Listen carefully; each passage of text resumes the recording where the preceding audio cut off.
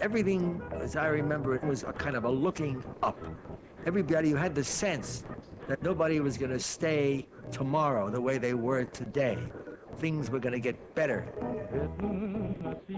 The nation shared that optimism. America produced more, sold more, and consumed more than any other country in the world. Oh, what a feeling when you're hitting on high. People thought it would last forever, and speculators were taking risks with no safety net. In 1929, the stock market crashed. The American dream turned into a nightmare of unemployment, hunger, and homelessness.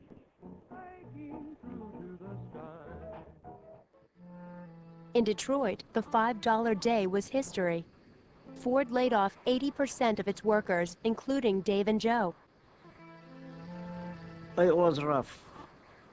There was a place where we used to go. They give you little meat with a bone, and you can go home and make soup with it. That's how we lived. My car, I had to sell it. I ain't got money to buy gas. What you gonna do?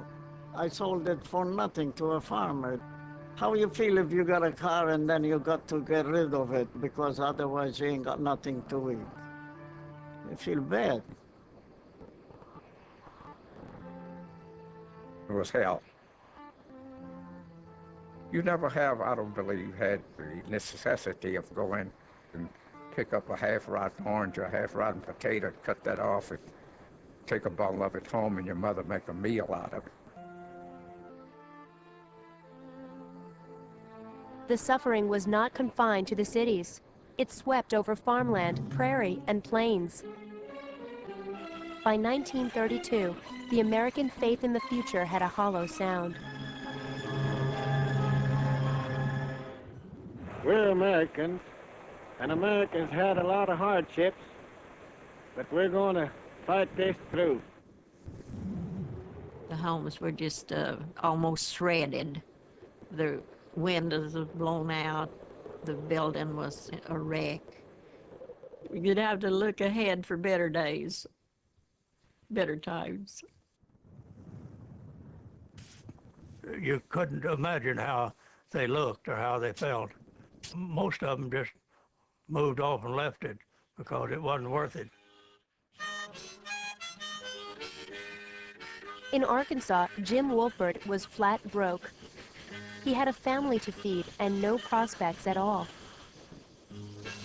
You felt unnecessary, if you didn't have any money. So Jim, like thousands more, hopped freight trains and followed the harvests. Riding the rails took nerve and technique. If it's a moving, you catch it high up on it as you can, and you run along with it. My age now, it'd have to be going pretty slow for me to catch it, but I might if I had to. So, first let's look at how the Great Depression affected people living in cities. Since larger numbers of Americans were living in cities,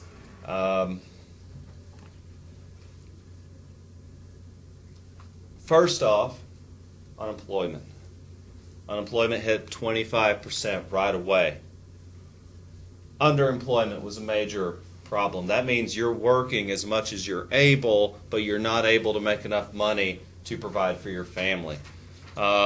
In cities, most people pay rent, especially in downtown areas. Not many people are fortunate enough to own the building they live in. They typically pay rent. But even still, for those who own the dwelling that they stay in, you either can't pay rent or you can't pay your mortgage. Both end in eviction, meaning they lost their homes. Where would people go? There were no government safety nets. We're not at a point where there is unemployment, Medicare, Medicaid, food stamps. These things don't exist. Social Security did not even exist at this time.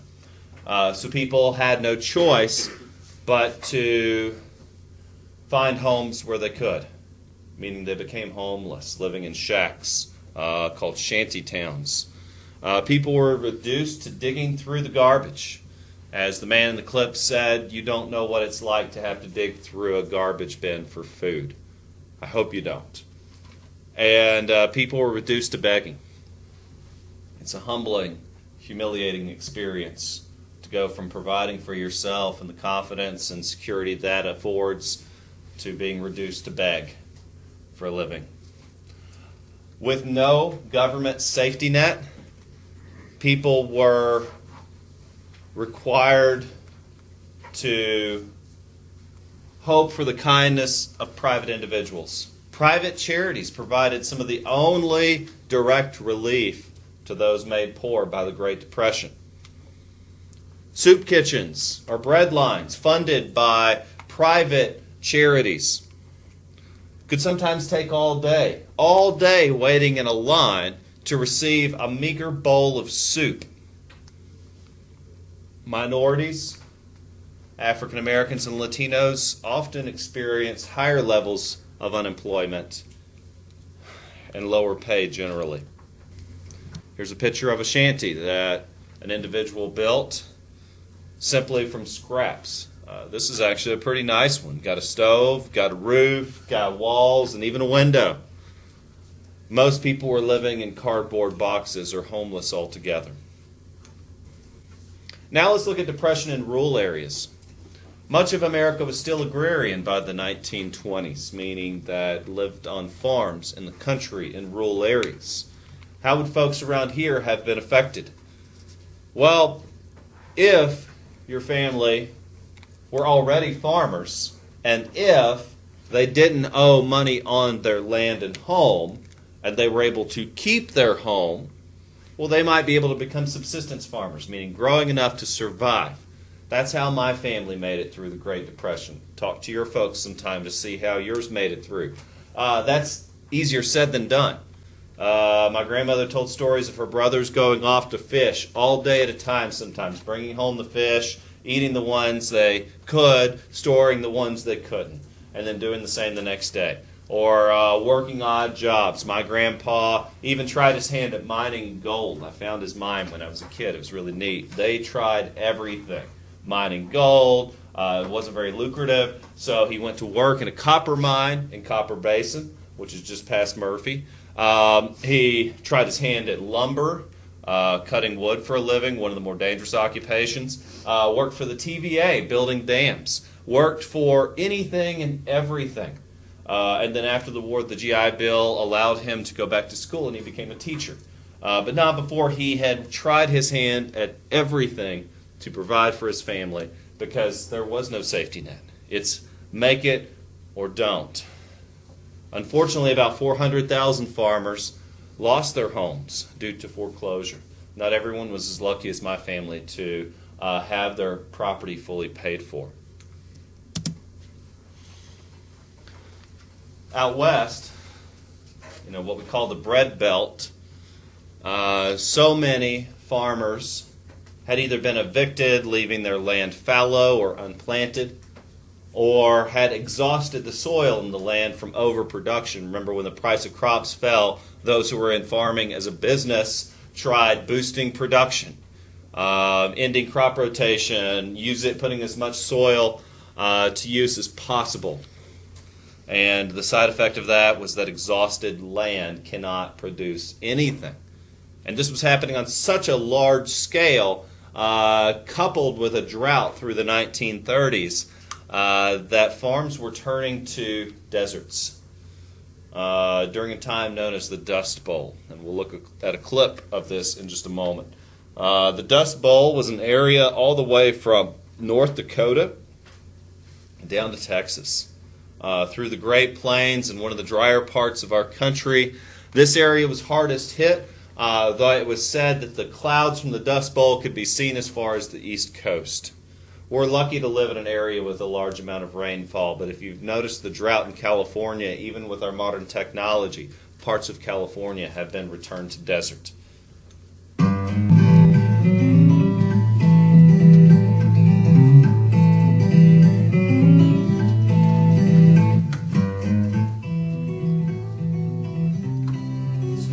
At a few images of the Dust Bowl here. See the area most heavily affected. By the way, this would be a good example of a photo essay. where we're looking at pictures. You could put some music to it too, but you would still need to narrate. Here we're looking at dried up farms. You're looking at irrigation practices. Here you see a dust cloud.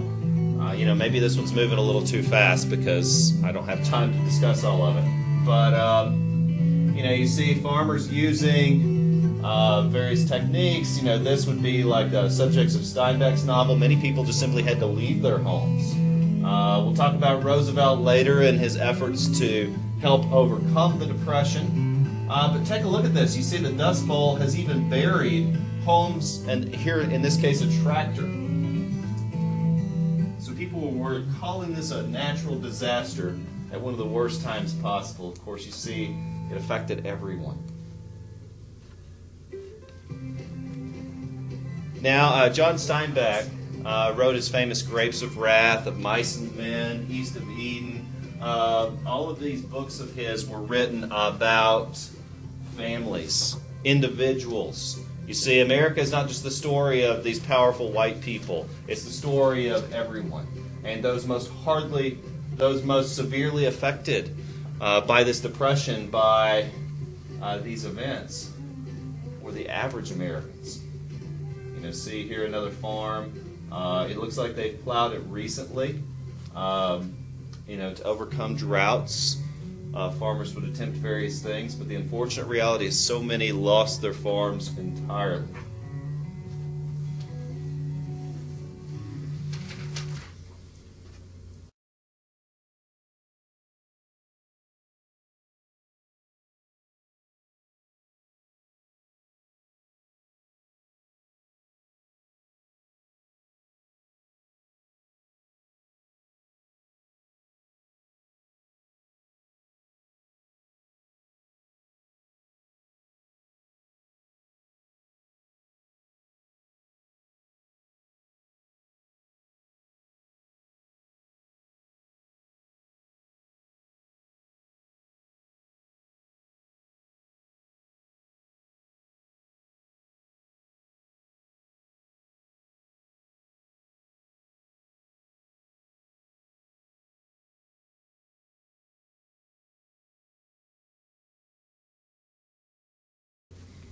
So next, I wanted to show you just one more photograph of the effects of this. You see that the sand has piled up. What was once a farm is now a desert, and that home is in the process of being buried. Now, how did this affect the average American family? So for most, a family is a source of strength. Now, I have to generalize here, because I can't just say that all Americans are heroes, all Americans endured hardship, and all became better people as a result, because that's not true. Sadly, there were many stories of husbands leaving their homes, family members committing suicide, breaking apart under the strain, children leaving because there's simply not enough food to go around, and people being forced to accept the charity of others. Making ends meet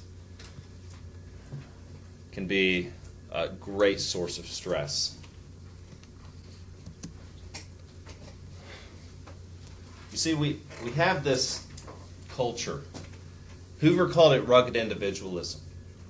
We pride ourselves on our work ethic. We learn the value of hard work from a very young age. And we extol that virtue. And self-sufficiency is something we strive for. And we even look down on those who are too lazy to help themselves. However, it's a different matter when you take a generation of people who believe in those virtues, who are unable to provide for their family, trying everything possible, like my grandpa, like I'm sure your ancestors, tried everything possible to make money to simply put the food on the table. And then imagine you find yourself in that position, how stressful that would be. It's a humbling thing to have to ask for help, to say, I can't do it on my own. Many people weren't willing. Some people, in fact, left their families because they were too prideful to be reduced to begging. About 300,000, mostly young men, took to the rails, became hobos, traveled for a living. There was no federal system of direct relief. You know, today, if one of your parents were laid off, they could at least count on unemployment for a period of time. They could at least hope for some type of relief, Social Security.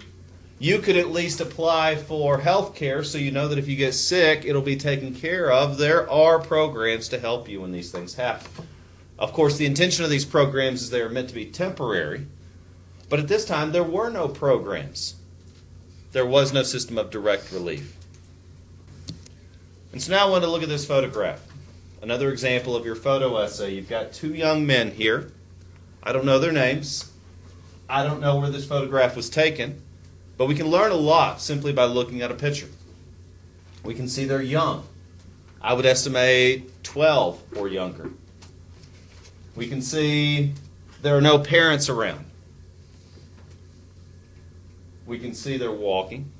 They've either just gotten off the train or they're about to try to sneak on. It looks like they're carrying a small amount of food, so I would believe they've been doing this for quite some time. I don't know the name of the photographer, the person who took the photo, though I can tell you they were probably employed by the Works Progress Administration. The New Deal created opportunities for journalists, for teachers, for workers of all trades. And they hired photojournalists to travel the country and document the poverty and suffering. And so I imagine someone took a photograph of these two young men. However, that's probably all they got. Because with no federal system of direct relief, these two young men were forced to travel. Now, what would they do? Where would they go? Well, number one, traveling by train is dangerous. Railroads hire people called bulls. It's the job of the bull to kick you off the train and give you a good solid beating if they catch you. And if they see you again, they might do something worse. It's railroad security. Secondly, you've got to travel with people that you wouldn't obviously choose to travel with. Sometimes hobos were in danger from one another. There's a famous case called the Scottsboro case where a young woman was raped on a train, or at least she claimed she was. It resulted in a huge case, and 8 men spent the rest of their lives in jail accused of rape. It's an interesting case because no proof was ever found of anything, and nonetheless these men spent their lives in jail. We don't really know exactly the details, but the point of it is these 8 young men and the 2 women were all traveling together on a train. So even women were sometimes forced to live on the rails. We don't know how long these young men have been on the rails, but we do know that hobos would develop a system for figuring out where it would be safe to get a warm night's sleep, whose homes would provide them with a meal. But now, if you find yourself in this situation where you suddenly have very little, then you have to budget carefully. You have very limited resources. Many women would sew clothing to attempt to sell it, but also to provide for their families. Many families would grow food and store it. Many canned their own food. Many women went to work outside the home, and we're not really talking about a step towards civil rights here or equality. We're talking about necessity. But the point is that there were many people, proud people, who wanted to earn a living for their families, who were unable to because there were not opportunities available. Sadly, hardship affects children most severely. It's important for everyone to have a good nutritional balance and eat well every day. It's especially important for children. Growing and developing, it's not possible without a healthy, balanced diet. Malnutrition can lead to serious health effects, not only in everyone in general, but for children. Did you know that the average height of the average American during this time was much shorter.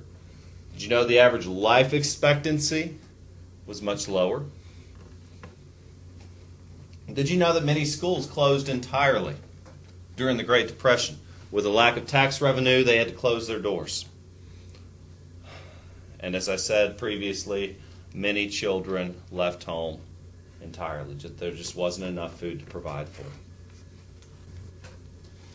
I'd like to tell you that everyone was heroic and everyone worked hard and everyone pulled together. That's just not the American story, because we have to look at this more generally.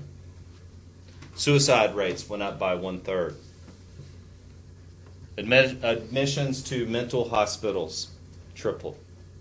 Some people broke apart under the strain.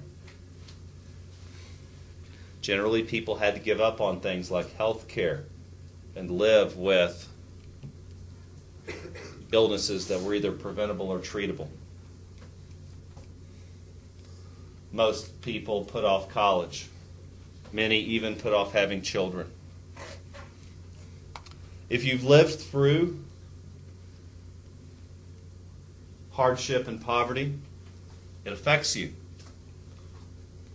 You develop habits of frugality. You learn to live on limited resources, and you learn to appreciate what you have when it's taken from you.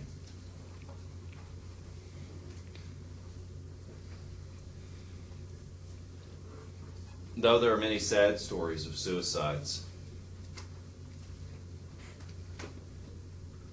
there are many good stories as well.